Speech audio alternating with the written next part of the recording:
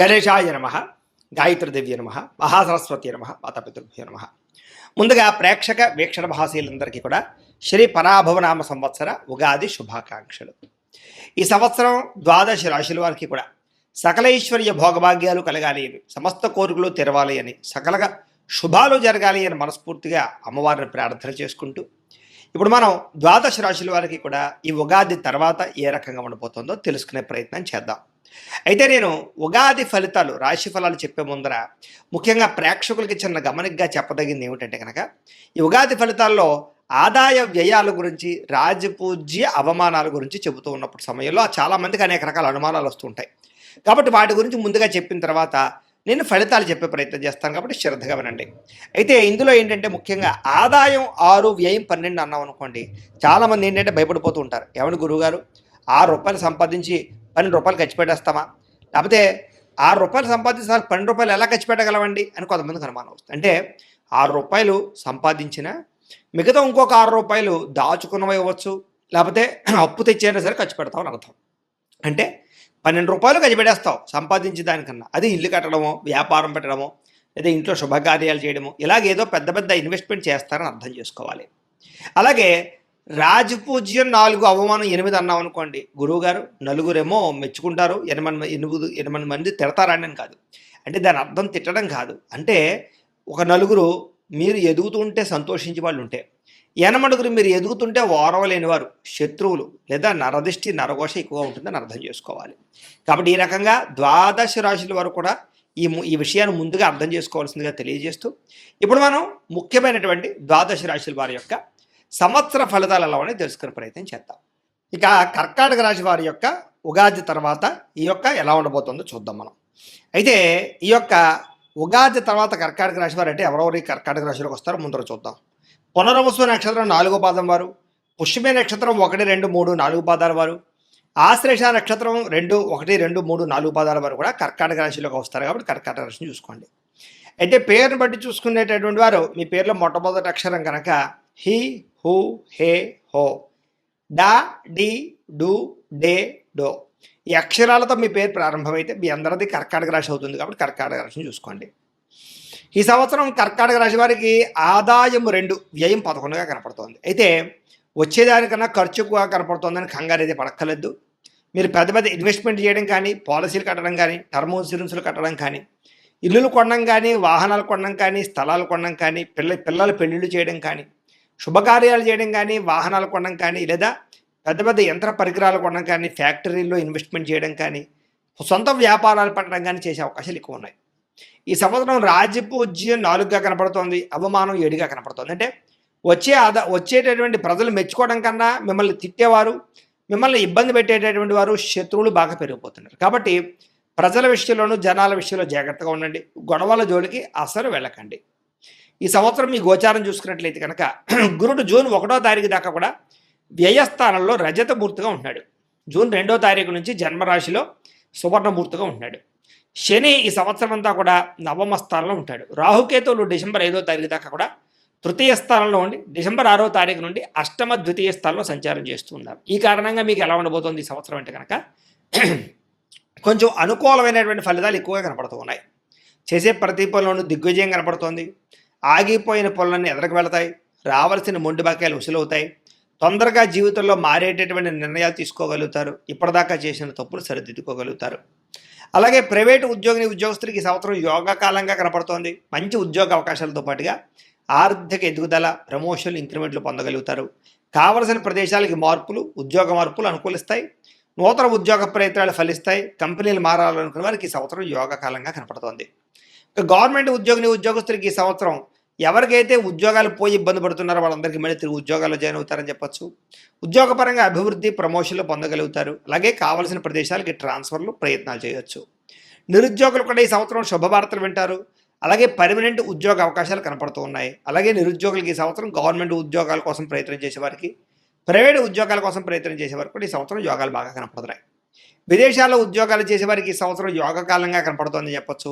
నూతన ఉద్యోగ అవకాశాలతో పాటుగా ఉద్యోగపరంగా అభివృద్ధి, అలాగే ఏదైనా కంపెనీలు మారడం కానీ, దేశాలు మారడం కానీ యోగిస్తోంది. అక్కడ స్థిర నివాస యోగ్యత కనపడుతోంది. గ్రీన్ కార్డులు మంజూరు అవుతాయి.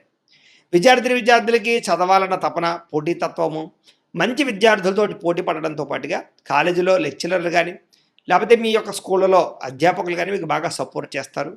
అలాగే తల్లిదండ్రులు కూడా మీకు బాగా సపోర్ట్ చేస్తారని చెప్పొచ్చు. చాలా మిమ్మల్ని మీరు మోటివేట్ చేసుకోగలుగుతారు.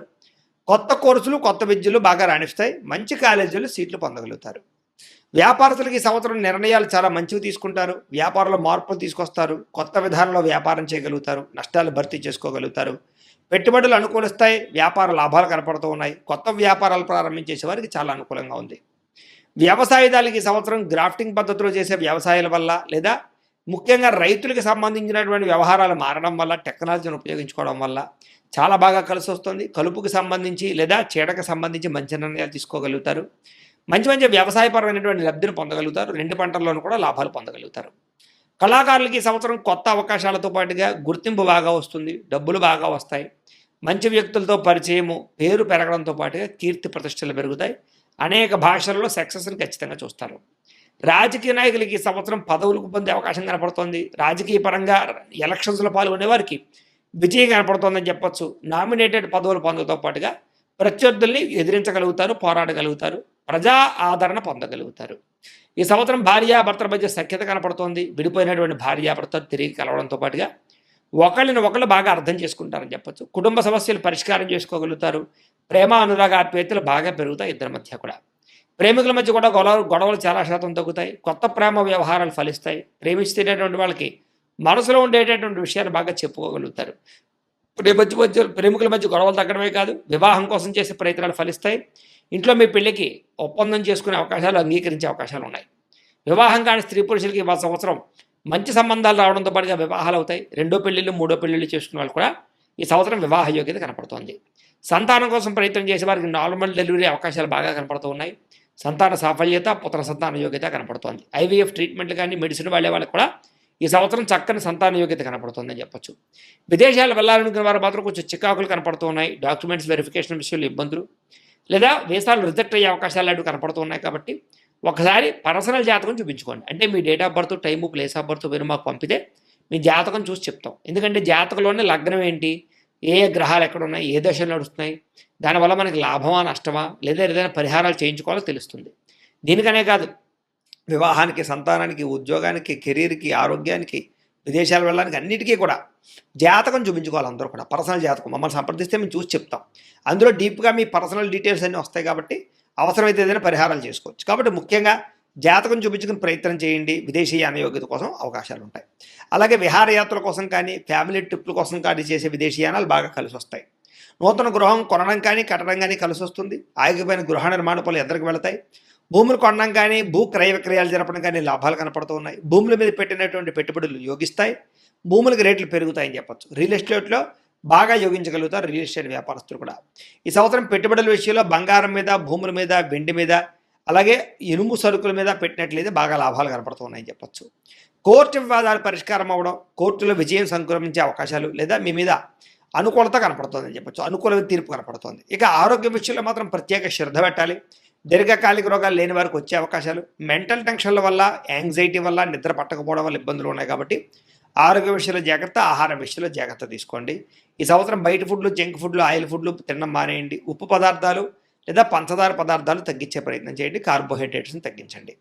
ఈ సంవత్సరం రుణాలు తీసుకోవడం మంచిది కాదు. లేదా తీసుకున్న రుణాలు అత్యవసరమైనటువంటి విషయాలకి లేదా కెరీర్ గ్రోత్కి మాత్రం ఉపయోగించండి. అంతేగాని దుబారా ఖర్చులు చేసిన సరదాల కోసం, సంతోషాల కోసం, లగ్జరీ లైఫ్ కోసం లేదా పిచ్చి పిచ్చి వాహనాలు కొనడానికి మాత్రం అప్పులు చేసినట్లయితే ఇబ్బంది పడతారు. వాహనాలు అయితే కొనుగోలు చేయొచ్చు, క్రయ విక్రయాలు జరపచ్చు. కానీ మీ స్థాయికి తగ్గ, మీ అవసరానికి తగ్గ వాహనాలు మాత్రం క్రయ విక్రయాలు జరపండి. ఈ సంవత్సరం దూర ప్రయాణాలు కానీ, విహారయాత్రలు కానీ, తీర్థయాత్రలు కానీ చేయడం, సంతోషంగా కాలం గడపడం జరిగే అవకాశాలు అయితే కనపడుతూ ఉన్నాయి. ఈ సంవత్సరం శారీరక కోరికలు, శారీరక రుగ్మతలు పెరిగిపోయే అవకాశాలు ఉన్నాయి. కాబట్టి తప్పుడు నిర్ణయాలు తీసుకోకండి. ప్రేమ వ్యామోహాలకి, కామ వ్యామోహాలకి, వివాహేతర సంబంధాలకి దూరంగా ఉండండి. స్త్రీలకు కూడా ఈ సంవత్సరం ఇంట్లో విలువ పెరుగుతుంది, గుర్తింపు పెరుగుతుంది, పుట్టింటి నుంచి సౌఖ్యం కనపడుతుంది, ఉద్యోగ ప్రయత్నాలు ఫలిస్తాయి. అలాగే నూతన అవకాశాలు బాగా కనపడుతూ ఉన్నాయి. అలాగే వివాదాలన్నీ పరిష్కారం అవుతాయి. పెద్దల్లో గౌరవం కనపడుతుందని చెప్పచ్చు. భర్తతో సంతోషము, పిల్లలతో సంతోషంగా కాలం గడుపుతారు. అయితే ఈ సంవత్సరం మీకు అదృష్ట సంఖ్య 2, 7గా కనపడుతోంది. కలిసి వచ్చే వారాలు సోమవారము, మంగళవారము బాగా కలిసి వస్తున్నాయి. కలిసి వచ్చేటటువంటి రంగులో నీలం రంగు, ఎరుపు రంగు మీకు బాగా కలిసి వస్తుంది. అయితే మీరు ఈ సంవత్సరం ఎటువంటి పరిహారాలు చేయించుకుంటే గ్రహ దోషాలు తొలగుతాయంటే కనుక రాహుకి, కేతువుకి, గురుడికి, శనికి జపాలు చేయించుకోవడము, లక్ష్మీ గణపతి హోమము, సుదర్శన హోమము, చండీ హోమము చేయించుకున్నట్లయితే మీకు ఈ సంవత్సరం అంతా కూడా శుభప్రదంగా ఉంటుంది. అయితే ఈ జపాలు, ఈ హోమాలు చేయించుకోవాలని కుతూహలం మీకు ఉన్నట్లయితే మమ్మల్ని ఫోన్ చేసి మాకు సంప్రదించినట్లయితే మేము ఈ జపాలు, హోమాలు చేయించే ప్రయత్నం చేస్తాం. కాబట్టి ఇది ఖచ్చితంగా ఈ పరిహారాలు చేయించుకోవడం మీకు చాలా బాగుంటుంది ఈ సంవత్సరం. లేదా మీరు ఇంట్లో చేసుకోవాల్సిన పరిహారాలు ఏంటంటే కనుక ప్రతి పౌర్ణమి రోజు కానీ, ఏకాదశి రోజు కానీ, సత్యనారాయణ స్వామి వ్రతం కానీ, లేదా సంకష్టార చతుర్థి వ్రతం కానీ, లేదా ఇంట్లో 16 సోమవారాల వ్రతం కానీ, లేదా సప్తశని వారాల వ్రతం కానీ చేసుకున్నట్లయితే ఇంట్లో మీకు ఈ సంవత్సరం అంతా కూడా గ్రహదోషాలు తొలగడమే కాదు, గ్రహానుకూలత, దేవతానుకూలత కలిగి ఈ సంవత్సరం అంతా కూడా మీకు శుభప్రదంగా ఉంటుంది అని తెలియజేస్తూ, అయితే ప్రేక్షకులకి ముఖ్యంగా మనకి ఏమిటయ్యా అన్నట్లయితే కనుక ఇప్పటిదాకా మేము చెప్పినటువంటి ఈ ఫలితాలన్నీ కూడా గోచార ఫలితాలు. అంటే ఈ రాశిలో ఉండేటటువంటి కోటాను కోట్ల మంది అందరికీ వర్తిస్తాయి. కాబట్టి ఆ రకంగా వినే ప్రయత్నాన్ని చేయండి. ఒకవేళ మీ పర్సనల్ జాతకం అంటే మీకు ఒక్కరికి ఎలా ఉందో తెలుసుకోవాలి అన్నా, లేదా ఏదైనా సమస్యలతో ఇబ్బంది పడుతూ ఉన్నా దానికి మీ date of birth, time, place of birth, మీ పేరు మా వాట్సాప్ నెంబర్కి మెసేజ్ పెట్టినా, లేదా మాకు ఫోన్ చేసినా కూడా మీ జాతకం ఎలా ఉందో చూసి చెప్పే ప్రయత్నాన్ని చేస్తాము. లేదా ఏదైనా సమస్యలతో ఇబ్బంది పడుతూ ఉంటే కనుక వాటికి పరిహారాలు చెప్పడం కానీ, లేదా పరిహారాలని మా పీఠంలో ఉండే బ్రాహ్మణ ద్వారా జపాలోని, మండపారాధనలని, అభిషేకాలు, తర్పణాలు, హోమాలు ఇవన్నీ కూడా చేయించే ప్రయత్నం చేస్తాం. లేదా మీరు స్వయంగా వచ్చి పాల్గొన్నా కూడా మీ చేత కార్యక్రమాలు కూడా నిర్వర్తింపజేసే ప్రయత్నం చేస్తాం. కాబట్టి చక్కగా ఈ సంవత్సరం అంతా కూడా మీకు సుభిక్షంగా ఉండడానికి చక్కగా ఈ జపాలు, హోమాలు చేయించుకున్నట్లయితే మీకు చాలా బాగుంటుందని ప్రత్యేకంగా తెలియజేస్తూ, అలాగే చాలా భవిష్యత్తులో మీకు ఇంకా అభివృద్ధిలో ఉండడానికి చక్కగా ప్రతిరోజు ఇంట్లో దేవతారాధన చేసుకోండి అని ప్రత్యేకంగా తెలియజేస్తూ, స్వస్తి ప్రజాభ్య పరిపాలయంతాం న్యాయేన మార్గేణ మయిం మయీషాః గోబ్రాహ్మణేభ్య శుభమస్తు నిత్యం లోకాః సమస్తాః సుఖినో భవంతు. స్వస్తి.